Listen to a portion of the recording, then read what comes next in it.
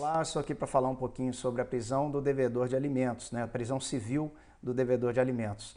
É importante a gente lembrar que a prisão civil do devedor de alimentos ela não tem uma natureza punitiva, ela tem uma natureza tão somente coercitiva. De fato, por meio dessa técnica de execução, né, ela visa coagir o devedor ao adimplemento dessa obrigação. Trata-se, a rigor, né, de mecanismo de execução de forma indireta.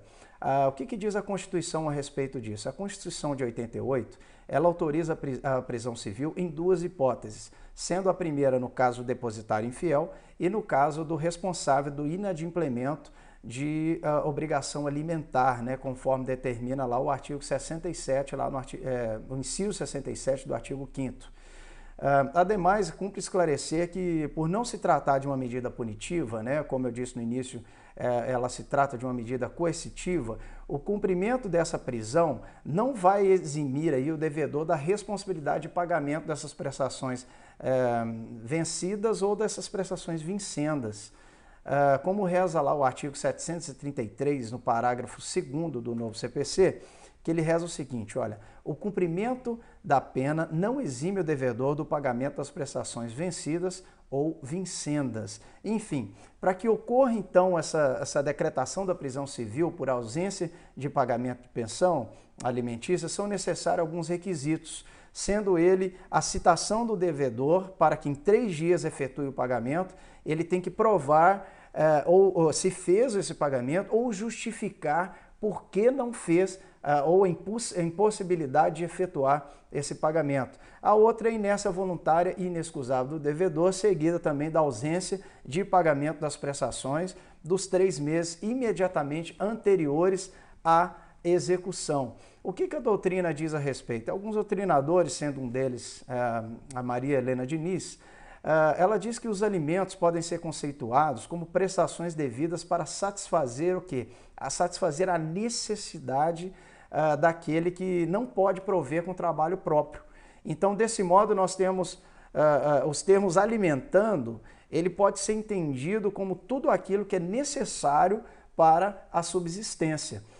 Um outro doutrinador também, Youssef Said, ele entende que a obrigação e o dever de prestar os alimentos, ele tem sua origem com um elo sanguíneo, né? De fato, característica intrínseca da pessoa, surgindo assim quando existe esse vínculo de sangue, adquire uma importância maior, caracterizado dessa forma como uma obrigação. O que a jurisprudência diz? Tem alguns casos julgados aí, e um analisado até pelo STJ, através do relator ministro Ricardo Vilas Boas Cova, em uma publicação muito recente, agora de agosto de 2018, onde houve uma tentativa de habeas corpus aí, e compulsos autos, que verificou que o paciente não vem efetuando o pagamento devido a título de pensão alimentícia ao filho menor, razão pela qual está sendo executado pela dívida referente ao período de janeiro de 2013 a dezembro de 2015. Não obstante aqui, o impetrante alega ter ocorrido o pagamento parcial das quantias devidas. Então vamos analisar o caso. Houve um pagamento parcial das quantias devidas no período de 2013 a 2015. Nesse caso concreto, veja bem, o valor final do débito alimentar resultou na desídia do paciente. Em algumas ilegalidades, em nenhuma ilegalidade, tá?